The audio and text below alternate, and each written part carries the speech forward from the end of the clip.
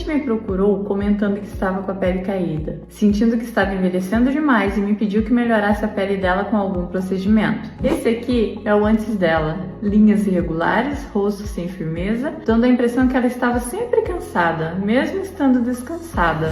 E depois de algumas sessões de tratamento, esse foi o resultado. Nessa paciente foi feito microagulhamento com radiofrequência, um procedimento que estimula colágeno de dentro para fora. Com o tempo, a pele vai ficando mais firme, mais uniforme e as linhas começam a suavizar. Olha a diferença da testa, a região entre as sobrancelhas, a glabela e a textura da pele no geral. Isso não se trata só de mudar o rosto, gente. Isso é trazer de volta a autoestima de uma mulher, fazer com que ela se sinta mais jovial e ter uma pele com mais qualidade e simetria. E você, já sentiu alguma vez que sua pele perdeu o brilho, perdeu a firmeza ou está com muitas marcações? Talvez seja o momento de agendar uma consulta comigo. O link está na bio.